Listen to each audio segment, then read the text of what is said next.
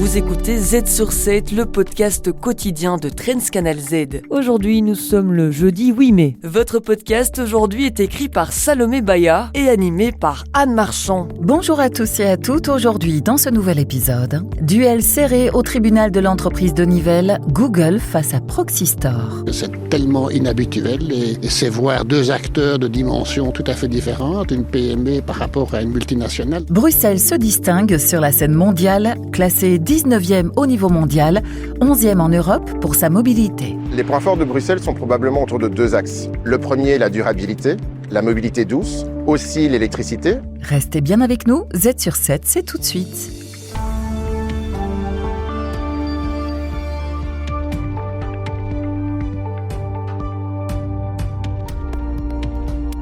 Z sur 7 à la une.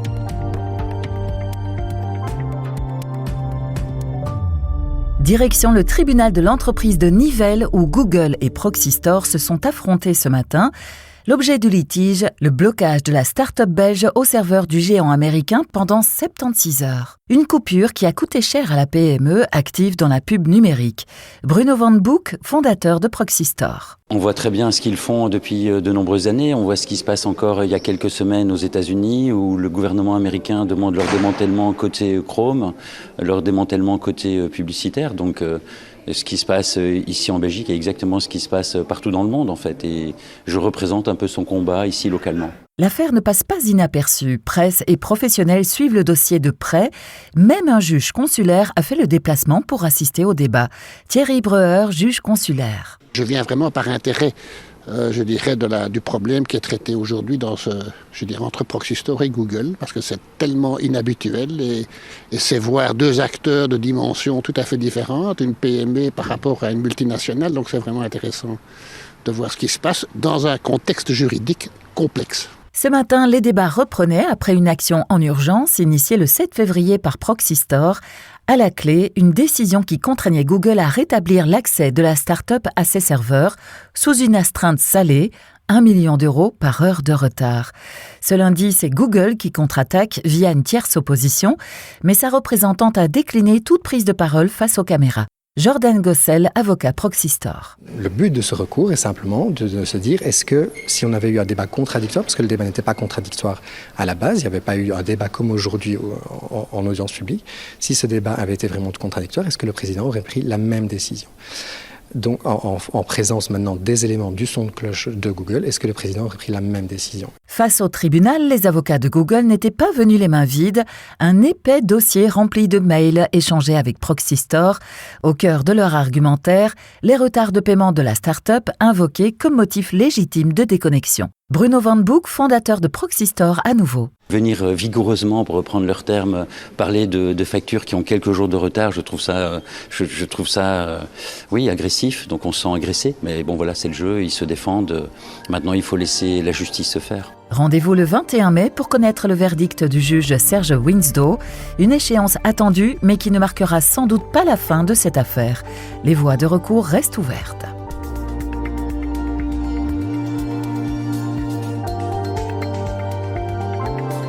Z sur 7 à la une. La mobilité à Bruxelles a de quoi faire des envieux. La ville est classée 19e au monde, 11e en Europe, juste devant Milan et Madrid. Une performance relevée par le bureau de conseil Olivier Wyman, épaulé par l'université de Berkeley, dans une vaste étude menée sur plus de 70 villes. Kevin Smith, partenaire de Olivier Wyman. Les points forts de Bruxelles sont probablement autour de deux axes. Le premier, la durabilité, la mobilité douce. 45% des déplacements dans Bruxelles sont faits à pied ou à vélo. 3 fois plus de déplacements en vélo aujourd'hui qu'il y a 10 ans. Aussi l'électricité plus propre que dans d'autres pays, ce qui permet d'accompagner la transition vers une mobilité électrique. Et aussi l'offre et la densité de transport public à Bruxelles. Innovation, impact social de la mobilité, infrastructure. Le rapport d'Olivier Wyman analyse la mobilité sous toutes ses coutures. Mais pour Bruxelles, un problème persiste. La place de la voiture, toujours trop dominante, est à l'origine de bouchons récurrents. Aujourd'hui, le niveau de congestion de Bruxelles est similaire à des villes telles que Rome ou Paris.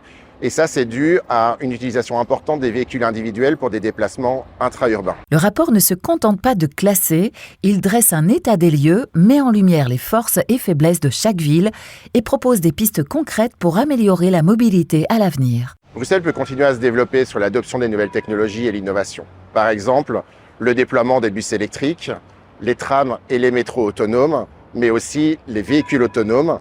L'idée d'avoir un taxi qui vient demain dans un véhicule autonome semble encore très futuriste. Grimper dans ce classement, c'est possible à condition de s'inspirer des villes modèles.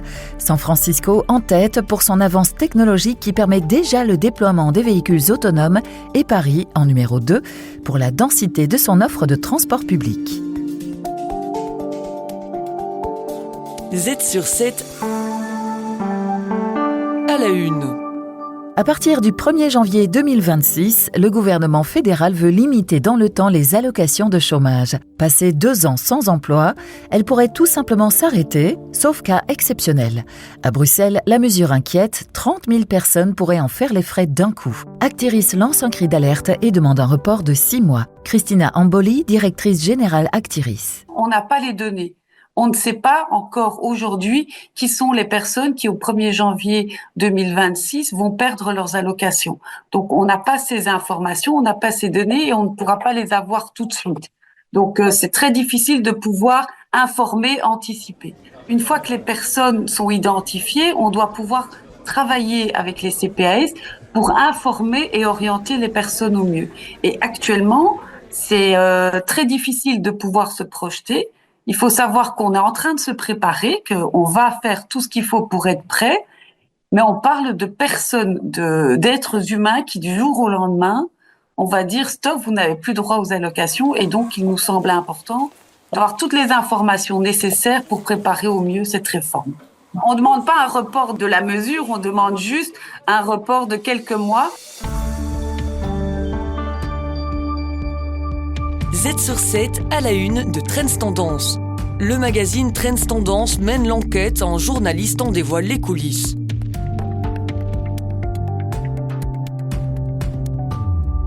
Entrepreneurs, expatriés, clients fortunés, du jour au lendemain, ils sont éjectés de leur banque sans justification, sans recours.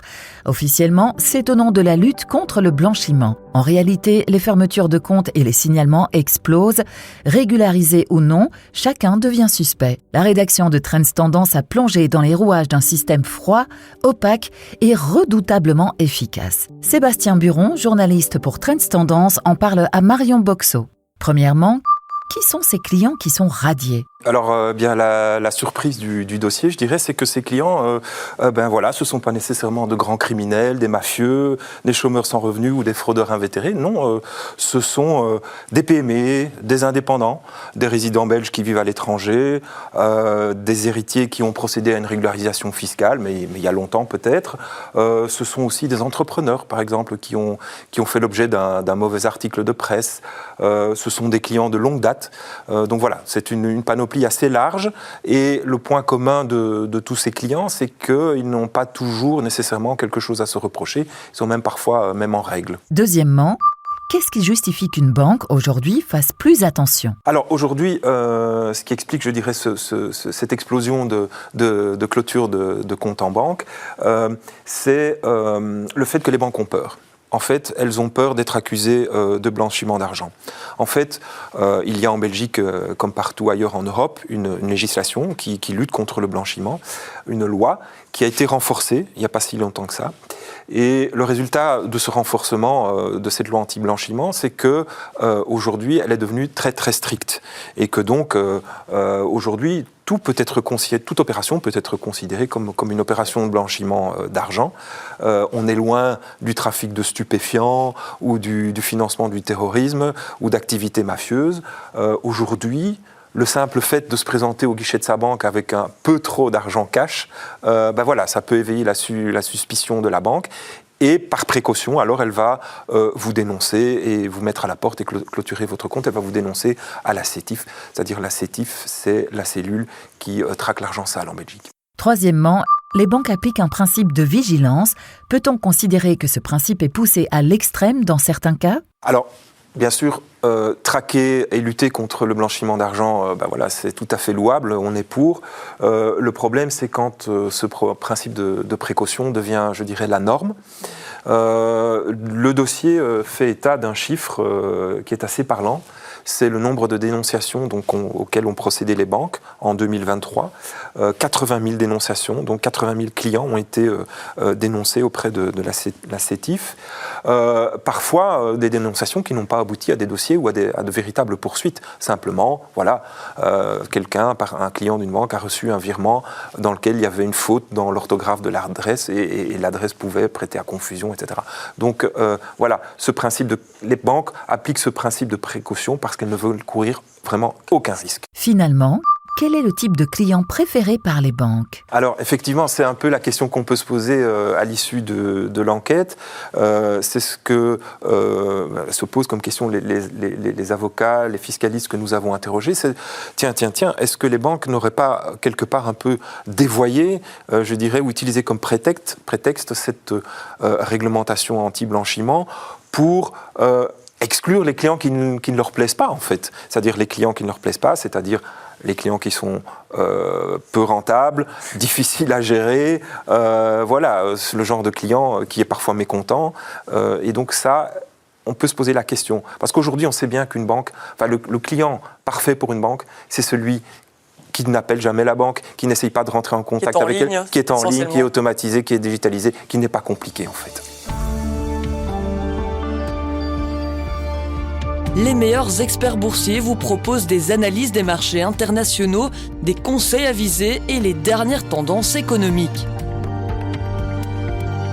Z sur 7, expert boursier. Avant de se quitter, jetons un œil aux tendances du jour sur les marchés boursiers. Jérôme van der Bruggen de la banque Degroof Petercam vient préfacer les enjeux de la rencontre entre la Chine et les États-Unis ce week-end à Genève. Commençons par un commentaire sur la séance. C'est une première depuis bien longtemps. L'Europe est en baisse alors que les États-Unis sont à la hausse. Sur les 88 séances boursières qu'on a eues depuis le début de l'année, la bourse européenne a battu la bourse américaine, exprimée en euros, 53 fois, c'est-à-dire 2/3 des fois. Et donc c'est vrai qu'une séance comme aujourd'hui est un peu pas dans l'habitude qu'on a pris depuis le début de l'année, avec des États-Unis qui se tiennent bien alors que l'Europe souffre. L'Europe souffre aujourd'hui des annonces faites sur les entreprises pharmaceutiques, vous venez d'en parler. Et les États-Unis sont toujours dans une atmosphère de désescalade par rapport aux tarifs douaniers, et donc c'est pour ça qu'elles se tiennent bien. Nous l'avons dit, les États-Unis et la Chine vont s'entretenir en Suisse. C'est une amorce de négociations formelles au niveau du commerce. On peut alors se demander à quoi nous devons nous attendre. Écoutez, je pense que la désescalade entre la Chine et les États-Unis est un mouvement qui est engagé.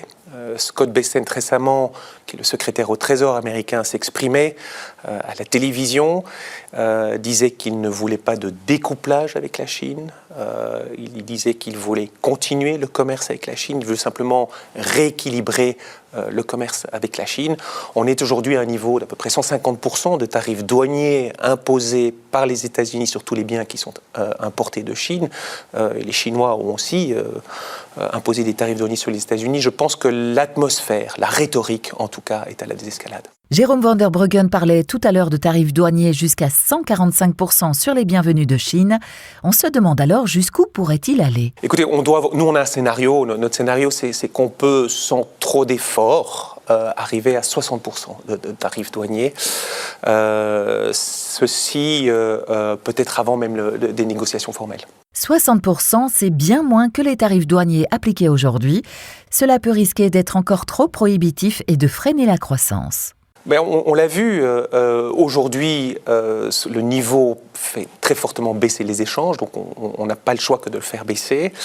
Mais même à 60%, les échanges peuvent continuer. Les biens qui sont exportés de Chine peuvent transiter par d'autres pays. Je pense qu'on l'a vu aussi dans votre journal. La Malaisie et le Vietnam sont un peu des spécialistes de faire ça, et ce qui fait qu'en fait le tarif in fine est fortement réduit. Et puis aussi, il y a toutes les exceptions qui peuvent être faites soit par des négociations, soit par un accord entre les deux parties, des exceptions comme on l'a par exemple fait sur les biens électroniques. Et donc en fait le tarif, même s'il est annoncé à 60%, le tarif réel que paiera le consommateur, il n'est pas possible qu'il soit inférieur à ça. C'est tout pour aujourd'hui. Vous pouvez regarder les Z-News de ce soir. Et Anne, à quoi peut-on s'attendre dans le podcast de demain ? Et oui, ça y est, c'est déjà la fin pour aujourd'hui, mais demain, nous revenons avec toutes vos analyses économiques et les dernières infos à ne pas manquer. Merci pour votre fidélité, à demain.